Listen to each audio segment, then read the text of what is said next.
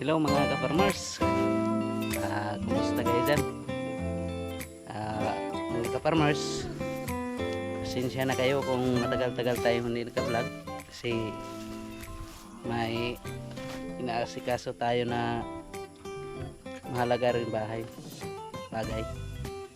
Yun mga ka-farmers, i-update ko kayo dito sa aking mga alaga sa probinsya, and pakita ko sa inyo yung mga kaganapan dito sa amin para maka-inspire naman sa mga farmers natin nga ganito rin ang hilig. Kasi sa pag-aalaga ng mga livestock may halong pagmamahal at saka dedikasyon sa sarili na hindi ka malulugi sa iyong pagsisikap. Yung mga farmers, ipakita ko sa inyo yung alaga natin baka. Yun, ito siya ka farmers, yung nabili natin na dati sa nakaraang video, nabili natin siya sa halagang 35k. Bakit? May nagtatanong sa akin, bakit ang mahal naman daw ng bili natin sa kanya. Sabi ko naman, hindi ka na makakabili ngayon ng mga mura na baka na magandang klase, kasi karamihan ngayon kung mga native lang yung bibilihin natin, ano na yun, lugi tayo sa pag-aalaga. Ganon din naman yung alaga natin, pero maliit lang yung tubo, kasi maliit lang yung lalaki ng mga native na baka. Itong binili natin mga ka-farmers, kabait, saka hindi tayo na problema sa pagpakain sa kanya kasi malakas siyang kumain. Ito mga ka-farmers, gusto niya magpahimas lagi, pero pansin ko sa kanya may ano na siya, may kainan ng mga kuto. Insikan natin to ng iber. Yung kambing natin dito lang din sa gilid. Yan o, yung anak na pala na hinihiwalay natin, yung isa namatay mga ka-farmers kasi may sa kulungan, pumasok din sa loob ng pakainan, hindi namin napansin na namatay si na yung tali niya na sa kanyang liig, hindi na siya makahinga. Yan, dito muna natin siya nilagay sa ating yung kubo natin.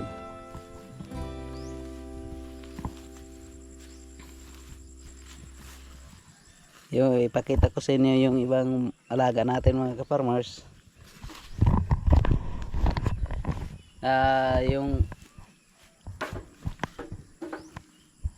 Yung ano pala natin, may bago akong nabili na baka, yung maliit na baka, native lang pero lalaki siya. Ipakita ko sa inyo mamaya. Punta natin, papakainin natin sila, saka bigyan natin ng kumpay yung alaga natin. Yun ka-farmers, tara punta natin. Yan yung alaga natin baka mga ka-farmers, at puntahin natin yung sabi ko sa inyo na bagong bili natin. Papakita ko sa inyo mga ka-farmers. Ito siya,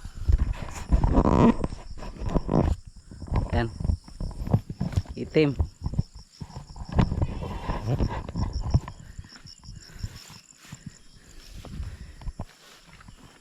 Hindi naman siya masyadong maitim, May pagka color brown siya. Liit. Mga native lang. Pero hindi naman siya masyadong native kasi yung structure ng katawan niya malaki naman. Yung sa pamuwit na malaki. Pero yung tinga niya maliit. Kaya native lang siya. Pero lalaki siya. Lalaki natin to ng abutan ng 2 taon. Baka lalaki rin to. Yan mga ka-farmers. Problema ko lang sa kanya kasi hindi siya kumakain ng napper masyado. Sanay siya sa tubo. Tubo yung kinakain na doon sa kanila. Tinuturuan natin siya ng kumakain ng napper. Tumitikim naman siya. Kaya sanayin natin siya ng pagkain ng napper kasi wala tayong tubo dito sa atin. Napper lang at saka napper saka mga mais. Yan dito. Yan, lagay natin dun sa kulungan, no? May, sa may kulungan. Lagay natin siya doon.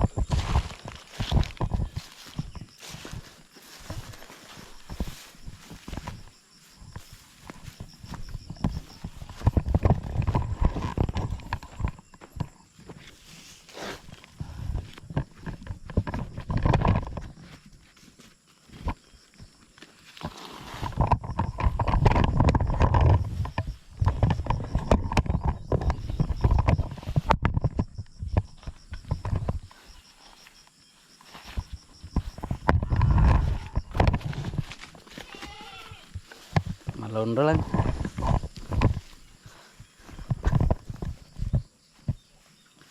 Dito natin siya nilagay kasi may bubong naman.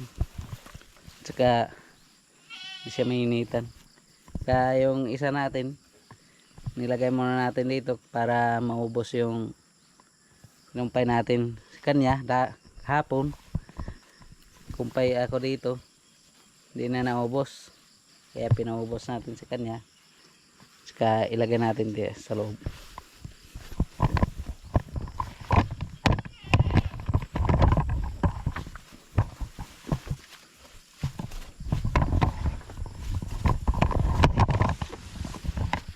Pumasok na.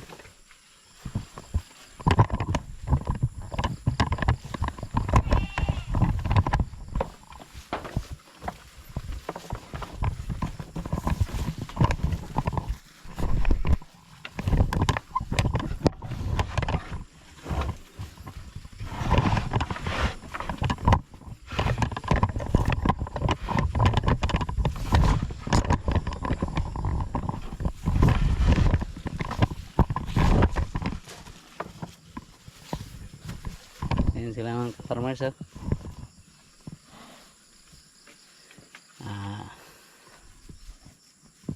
Sarap tingnan pag may alaga ka na nakikita na mo na may improvement sa kanilang katawan. Sarap makita na habang tumatagal lalo silang lumalaki. Lumalaki rin ang presyo kung sakali ibenta natin siya. Pero ito gawin natin itong materialis. Ano lang pala to. Ito 8 months. Ito 5 months. 5 months old.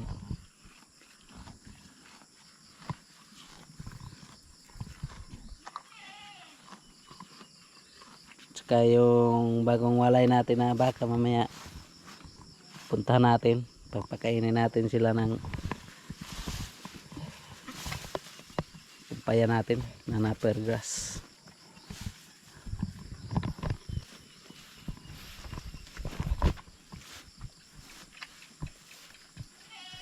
Yan yung kulungan natin, DIY lang. sira-sira yung sira ng bagyong ulit.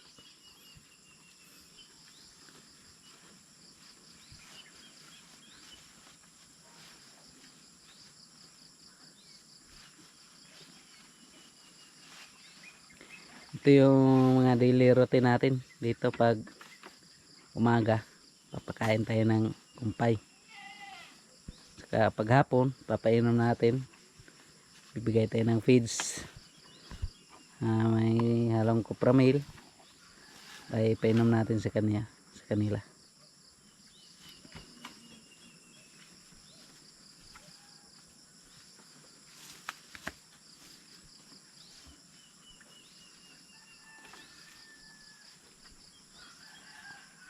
Talaga mahina talaga si kumain ng napir. Hindi siya sanay. Pero tagalan sanay rin siya. Then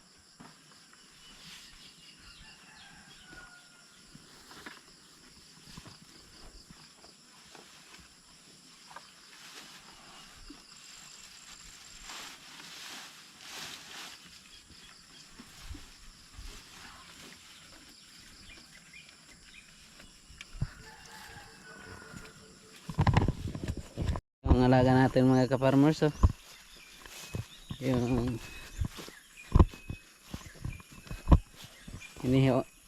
tinatali na natin siya, pero pinapadidi pa rin natin kasi 4 months pa lang tong anak niya. Yan, lakas dumidi. Kaya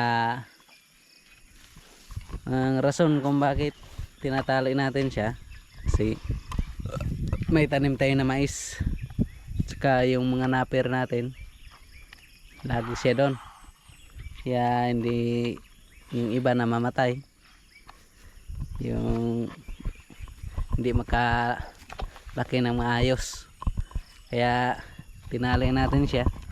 Malakas naman siya kumain ng napier, kumpayan lang natin, saka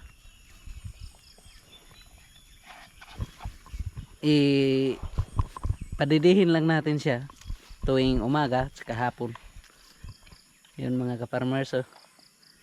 Yung alaga natin, maganda tong klase. May AI to. Pag AI kasi may chance na maganda na yung lahi, upgraded na siya. Kasi yung ano natin, yung inahin natin native lang to, eh. Kaya pinagpasya natin na ipa-AI natin para upgrade naman yung mga alaga natin. Yung pag native kasi, ang native, ang disadvantage sa mga hybrid, medyo matagal sila na, base sa observation natin, medyo matagal sila na maglandi, o matagal yung production nila sa pagbabae. Sa native naman mabilis, wala pang 3 buwan yung alaga o kakaanak lang, minsan may maglandi na. Yung dati yung alaga natin na native, 3 buwan pa lang yung anak niya, naglandi na agad. Kaya pero ang disadvantage lang sa native, maliit lang talaga siya. Pag meat production, hindi siya gaano malaki yung karne niya, at saka maliit lang yun din yung kita. Kaya pero ang sa mga medyo may lahi na kasi, mahal talaga. Ano rin, malaki-laki rin yung puhunan. Yan dito sa lugar natin, ito yung kapaligiran, oh. Sa ngayon mga ka-farmers, sobrang init ng panahon, kaya Huwag niyong kalimutan na magdala ng payong pag panangga ng init, saka uminom lagi ng tubig. Kaya delikado yung ngayon ng panahon pag ganito yung tuloy-tuloy yung init. Delikado sa mga heat stroke. Yan mga ka-farmers, oh. Ang pag-aalaga ng baka parang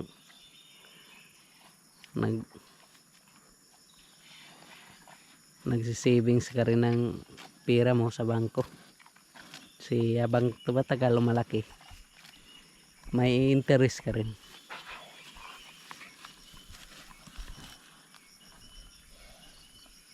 Yan, bigay tayo ng kumpay mga ka-farmers, nandun yung kumpay natin. Ngumpay muna tayo. Yun mga ka-farmers, tapos na tayo mangumpay. Yan, oh, kumakain na sila. Ito yung anak ng EI natin. Mga ka-farmers, malaki na, oh. Yan yung kumpay natin, naker. Lakas na siya kumain. Magandang klase talaga to mga ka-farmers, oh.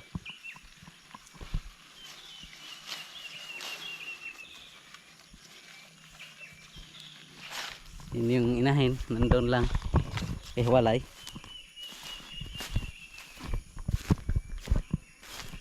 Makain na rin.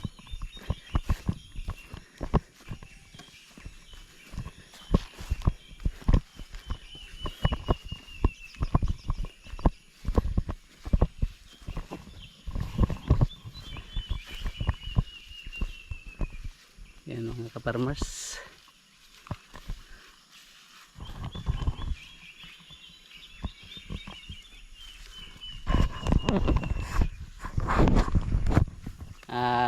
Yun muna ngayon mga ka-farmers sa araw na to. Yun muna yung update natin mga ka-farmers sa ating mga alaga. Ayan, salamat sa inyong panonood mga ka-farmers, and suportahan niyo yung channel ko sa pag subscribe and like sa ating munting video. And God bless sa ating lahat mga ka-farmers. I hope na masaya tayo ngayong araw na to. Salamat sa inyong panonood. Thank you. God